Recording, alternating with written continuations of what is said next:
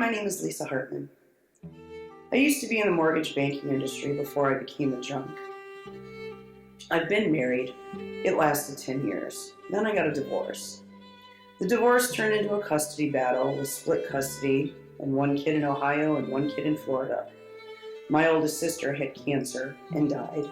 She was only 35. So all of these things were going on all at once. So my drinking just got worse and worse and worse.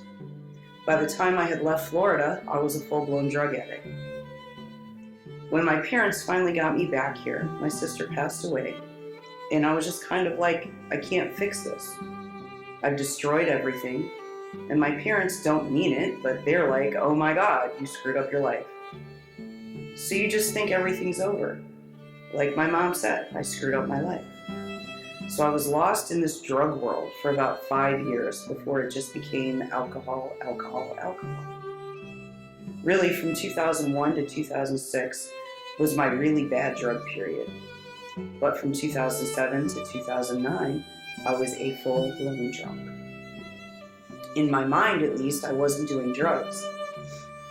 And my boyfriend was an officer of rank with EMS. He was a full-blown alcoholic. So now I'm running around with police officers and family members of people in EMS. They're all drinking, but at the same time saying to me, if we catch you with drugs, we'll turn you in for your own good. But hey, come party with us. It was this mixed message kind of thing. And then they gave me a wife badge. We got pulled over every other day and they would just say, oh, okay, it's you, and let us go. So you think that it's your safety net, but in actuality it's contributing to the problem. It was his car that I crashed. I'm convicted of aggravated vehicular homicide. I'm your typical drunk driver. It wasn't the first time. I'm not going to play like it was a freak accident. I was a raging alcoholic. And sooner or later, my garbage spilled over and ended up taking someone else's life. I lived at the Northeast Reintegration Center for 5.5 years out of a 9-year sentence. The other 3.5, I was at the Ohio Reformatory for Women, plus another 7 or 8 months sitting in the county jail just waiting for that to play out. The first few months, you're kind of numb. When you're in prison, you really don't know what's going on. You don't know what's going to happen to you. And you don't have the time to look at yourself. You're just wondering, am I going to get probation or life? Being shunned by everybody that's in there because they're in and out for minor offenses and you're sitting there like having no idea. You can't even really grasp the gravity of what you've done at that point. It's so very hard. Then the news comes on and that's pretty scary, and deservingly so, I guess. You have TV cameras shoved in your face, you have all of these officials and you're chained up to a table and it's almost so superficial. They just want you to stand and say, oh, I'm sorry. Just so they can say, no, she's really not sorry. You can't even convey that. Once you truly realize what you have done, how does I'm sorry cover it? It just doesn't. So I understand sometimes when I see other things going on, why people choose not to talk. Because there's kind of no point. You can't go back. You can't actually say something meaningful that would make a difference. So I said very little at my sentencing. But I did get forgiveness from my victim's mother, and that helps. She forgave me right at the sentencing. I couldn't even grasp it then, I don't think, even when she said it. She got up, she literally just turned around and she says, God told me I'm to forgive you, so I forgive you. I don't condone what you did, but I forgive you. And it was just that simple. It was a hard road to walk. I know that there are innocent people in prison. I know there are people in prison that do a whole lot more time for something a lot less, being that our judicial system is the way that it is. But I feel like my sentence was fair, and I needed every day of it. Now I look at it, and I don't want to say it was fun. That's not the right word. I would never have had this happen, but the Lord has done so much with it. God is so amazing. He is so amazing. I wasn't saved before I went to prison.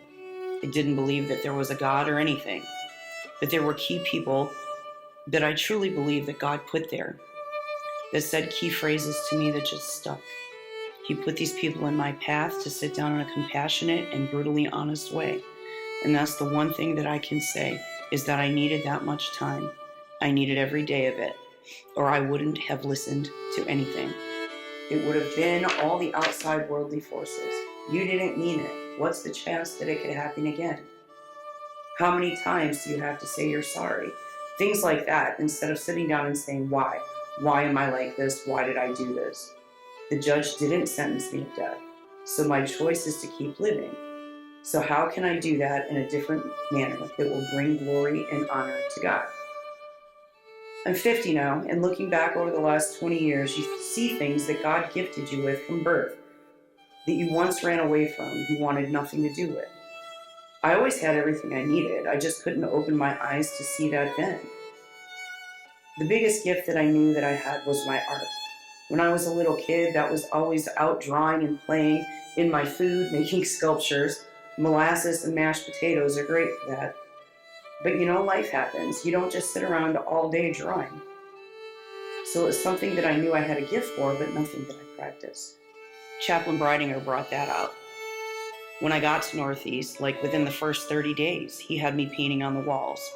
So literally, the walls of the prison taught me how to paint. They had a business program that got me into where you could legally sell your artwork instead of doing the trading and bartering thing. And you could get supplies sent in for you. So my daughter did that, and it aided in paying off my fines, my court costs, things like that. So I was able to actually make a living that way, doing kids' portraits and things like that. And it took off into, we need you to make a prop for this. We need you to make a backdrop for that. Photographs, all kinds of projects. So I kept very, very busy. I didn't really have a group of friends in prison. I did what I was asked to do. I sat on my bed, I read this Bible until it started to make sense. Then I had some staff members actually take notice and started helping me out with that. Then I got involved with some recovery groups. Then they introduced me to codependency, and that is when my life began to make sense. When I actually saw those reasons, like that the alcohol and the drugs were just self-medicating, a remedy for why I wasn't comfortable in my own skin. So I dove into that for several years. There was also the painting, and I was part of the silent language choir. Then I helped to start a worship band. It was a lot of learning. They gave me structure that I had never had, and I was just always loud, obnoxious, and drunk, and I wanted to go because I had too much time on my hands. I didn't feel like I was doing anything with my life. I served no purpose before 2009. After getting out, they placed me in a city that I knew nothing about on a bus line in Akron. Eventually, I got back up here. Living arrangements were tough because, landlords look at your record and they're like, no, I'm not going to rent to you. So that's something that in the future I would love to be able to buy an apartment building or bridge the gap for people there. I don't know what it looks like yet, but that's the long-term goal. This December will be 4 years out, and art is what I do for a living today. I went and I got a shop to work out of. We are Push and Paint with Lisa and Men Are on the Lake. Obviously for push, pray until something happens. And paint. It's actually working. I've made my rent for the last 7 months in a row. We do little paint parties and home decor and painted pumpkins and centerpieces, ornaments and cakes. And I've got a couple of realtors that have asked me to make gifts for when they make their sales to their clients. All kinds of little creative projects like that.